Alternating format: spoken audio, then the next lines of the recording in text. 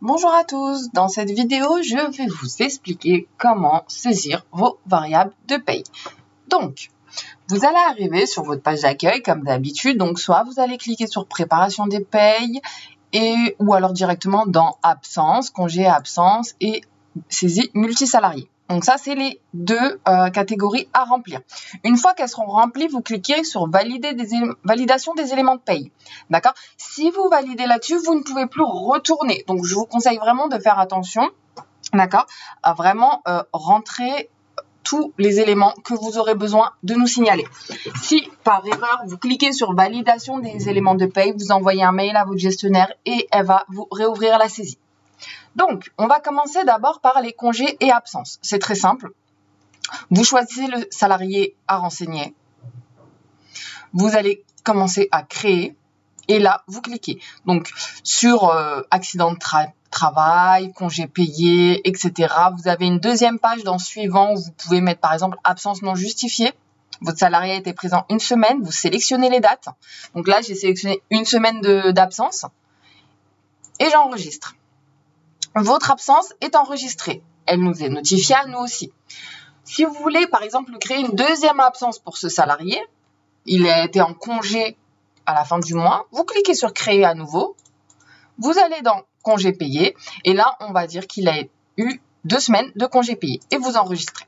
D'accord? Donc, vous pouvez mettre plusieurs absences pour vos salariés. Bien sûr, il ne faut pas que ces absences soient chevauchées l'une sur l'autre. Et après, vous changez de salarié. Vous allez, par exemple, chez Omar. Lui, on va lui mettre, hop, un petit congé sans solde.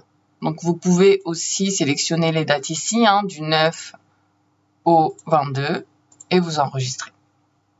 Ensuite, une fois que vous avez saisi toutes vos absences, vous allez dans Bulletin, saisie multisalarié. Donc là, vous allez retrouver un tableau, d'accord, qui peut être adapté en fonction de la société que vous possédez. C'est pas un tableau définitif. Donc, si vous avez besoin vraiment d'une variable spécifique à votre entreprise, vous la demandez par email à votre gestionnaire et elle va vous la créer sans aucun problème. Donc, si vous voulez simplement renseigner le net à payer, vous le sélectionnez ici, d'accord? Des informations de pointage. Une information que vous ne pouvez pas mettre dans une autre case. Donc, je vous ai laissé la possibilité ici de pouvoir rentrer ce que vous souhaitez. Là, les avances sur salaire ou les acomptes. En cas de sortie d'un salarié, pareil, la date de sortie que vous notez ici, le motif de sortie. Attention, c'est très important, le motif de sortie. Aucune sortie ne sera validée sans motif. Des frais de route, ça c'est pour ce qui concerne les transporteurs de marchandises, etc. Des heures supplémentaires si vous souhaitez en mettre, ou si votre employé a fait des heures supplémentaires, les indemnités de repas, de grands déplacements surtout. Alors, si vous avez une société de transport de marchandises et que vos salariés effectuent des grands déplacements, d'accord, là, il faut le noter. Nous, on ne prendra pas en compte si ce n'est pas noté sur le tableau. Et bien sûr, une prime exceptionnelle. À tout moment, on peut supprimer des catégories. À tout moment, on peut vous en rajouter. C'est libre à vous de faire la demande par email. Ensuite, vous cliquez sur enregistrer lorsque c'est fait. D'accord? Vous retournez dans l'accueil et là, vous cliquez sur validation des éléments de paye.